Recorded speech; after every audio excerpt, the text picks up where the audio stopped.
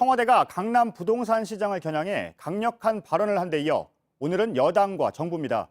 더불어민주당 이해찬 대표와 정세균 국무총리가 강한 경고의 메시지를 내놨습니다. 각 부처도 후속 조치를 준비하고 있습니다.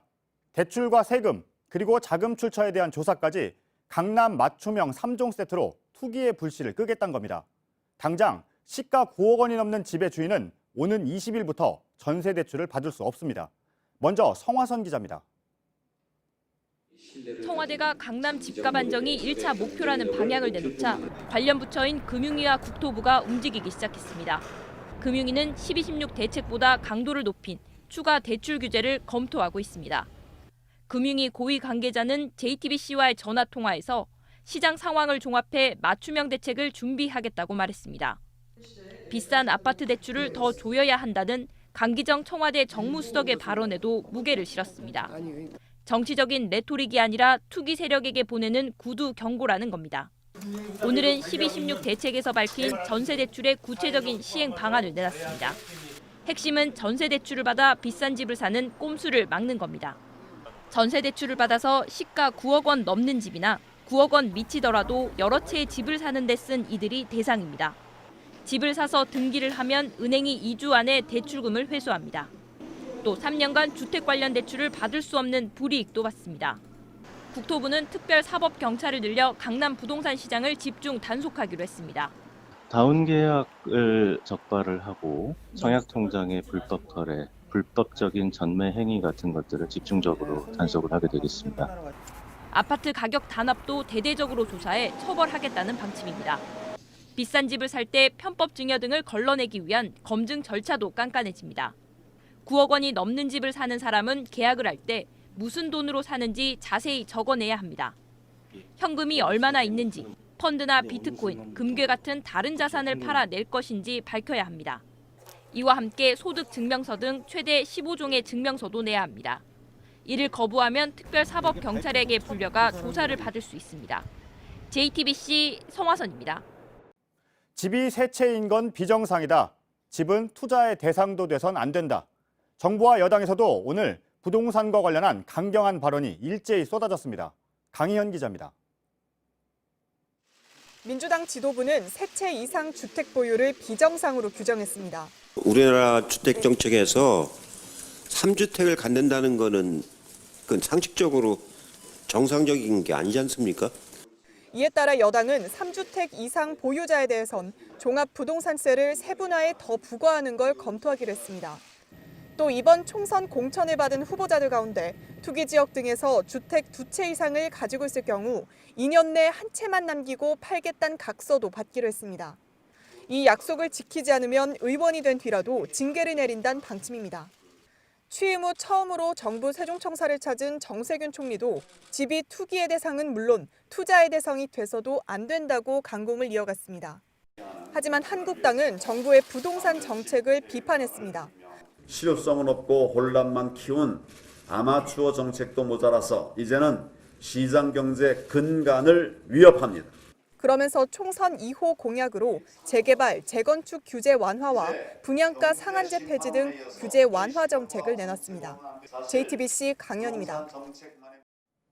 이번엔 정부가 서울 강남을 타깃으로 정한 배경이 뭔지 또 어떤 대책을 내놓을 수 있는지 취재 기자와 짧게 살펴보겠습니다. 산업팀의 송지혜 기자가 나와 있습니다. 송 기자, 왜 강남인가요?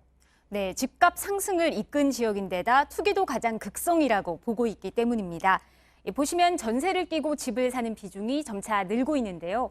특히 강남 4구는 지난해 11월 기준 그 비중이 63%가 넘습니다. 또 전국에 집이 있는 가구 중에 2채 이상 가진 비중이 가장 높은 지역 1위도 바로 강남구입니다.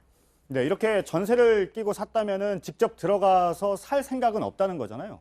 예, 그렇습니다. 그 시세 차익을 노린 이른바 갭 투자의 가능성이 크다는 게 정부의 판단입니다. 예. 정부가 추가 대책을 검토하는 이유이기도 한데요. 오늘 나온 한국감정원 통계를 보면 이번 주 강남 4구 집값 사실상 보합 상태로 돌아섰습니다. 하지만 정부는 이걸로는 부족하고 집값이 떨어져야 한다는 입장입니다. 정부의 대책을 좀 짚어보죠. 그러니까 대출 규제를 먼저 꺼낼 가능성이 큰 거잖아요. 네, 저희가 시뮬레이션을 해봤습니다. 예. 현재 12, 16 대책으로 시가 15억 원이 넘는 아파트는 대출이 안 되는데요.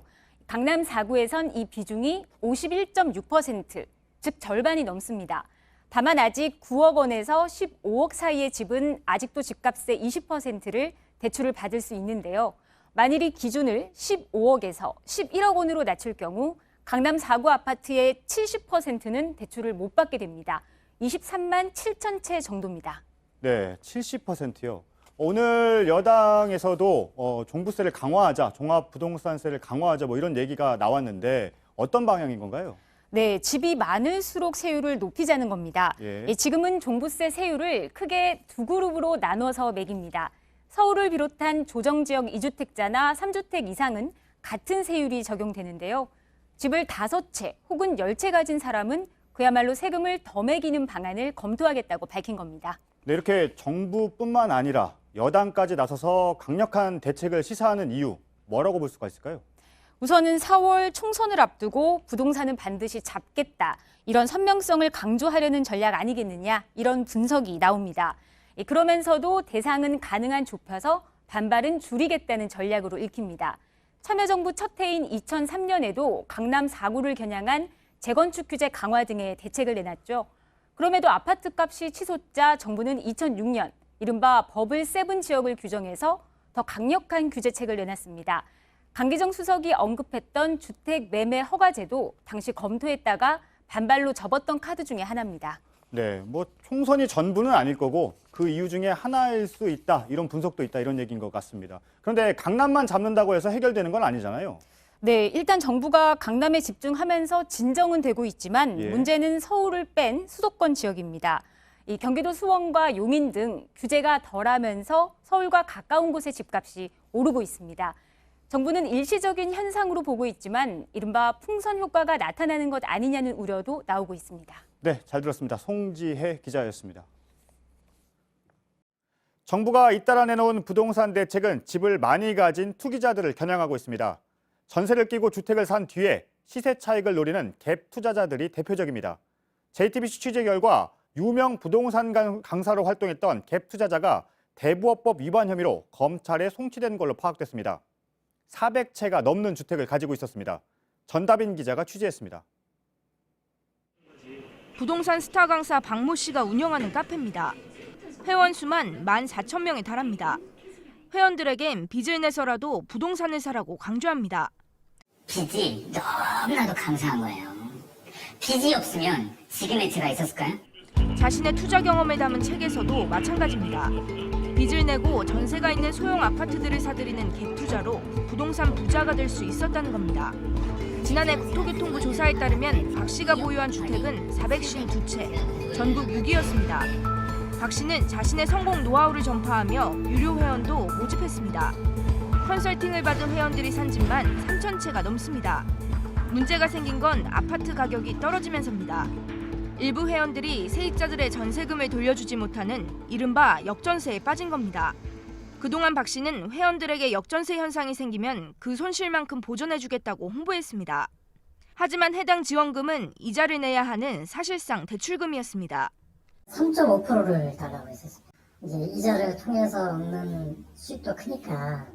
한 회원은 박 씨 추천으로 10채 넘게 샀다가 현재 모두 역전세 상황에 놓였습니다. 역전세를 놔도 자기는 이자 수익이 발생할 거니까 아무 신경 안 쓰고 오히려 이자를 받기 위해서 역전세 나눈 데를 지금 해줬나? JTBC 취재 결과 최근 경찰은 박 씨를 대부업법 위반 혐의로 검찰에 송치했습니다. 등록을 하지 않고 불법적으로 대부업을 했다고 본 겁니다. 영향력이 굉장히 크기 때문에 자금을 끌어모으는 수단이 될 수가 있습니다. 이자, 그러니까 대가를 받는 그런 어떤 기회로 삼은 거죠. 박 씨는 세입자들에게 18억 원이 넘는 보증금을 주지 못하고 있는 것으로 알려졌습니다. 박 씨 측은 대부업법 위반에 대해 아직 수사 중이며 정확하게 판결난 것도 아니기 때문에 대응하고 싶지 않다고 말했습니다. JTBC 전다빈입니다. 갭 투자의 피해는 고스란히 세입자들이 떠안습니다. 전세 보증금을 돌려받지 못하는 사례가 대표적입니다. JTBC 취재 결과 무려 600채 가까이 보유한 국내 최대의 임대사업자도 잠적한 것으로 파악됐습니다. 계속해서 전다빈 기자입니다. 심해주 엄지웅 씨가 서울 은평구 한 빌라에 전세로 입주한 건 지난해 9월. 계약 3주 만에 보증금을 돌려받을 수 없다고 통보받았습니다. 이른바 깡통 전세가 된 겁니다. 되게 극단적인 생각도 했어요, 솔직히 말하면. 왜냐면 너무 힘들고. 전세를 받은 것뿐인데 이 집에서 기약 없이 살아야 된다는. 집주인은 전국에 주택 594채를 보유한 국내 최대 임대사업자 진모 씨입니다. 상당수 세입자들은 청약과 같은 무주택자 혜택을 포기하고 진시집을 사야 했습니다. 원치 않게 지금 떠안게 된 상황이죠. 조만간에 잠수 탈 거니까 매매 못할 수도 모른다. 집을 매매하는 게 좋겠다라고. 수백 채 주택을 보유한 갭 투자자들의 몰락이 시작된 건 지난해 초부터입니다. 서울 강서구 일대에 300채에 달하는 주택을 보유했던 강모 씨가 잠적한 것이 대표적입니다. 이곳 주택가에 골목마다 붙어있던 임대사업자 강모 씨의 세입자를 찾는다는 전단지는 이제 사라졌습니다. 하지만 세입자들의 고통은 현재 진행형입니다. 집을 매매하고 싶도 최대 한 2년 정도 걸려야 되고 희망이 전혀 보이지가 않다. 세입자 간의 폭탄 돌리기도 벌어지고 있습니다. 기존 세입자들이 보증금을 돌려받지 못한다는 사실을 숨기고 다른 세입자를 구하는 겁니다. 그러니까 좀 된통 걸린 것 같아요. 이 전 세입자는 어떻게든 빼고 나가려고 했던 상황이었던 것 같고. 그럼 똑같은 세입자 그냥 얻어서 내놓으시라고. 임대사업자들이 보증금 지급 여력이 없어도 세입자들은 이를 알 수 없습니다. 세입자 분쟁이 생긴 임대사업자들의 세제 혜택을 환수하는 법안이 발의됐지만 현재 국회에 계류 중입니다. 너무 억울하죠. 마음 같아서는 때려주고 싶잖아. JTBC 전다빈입니다.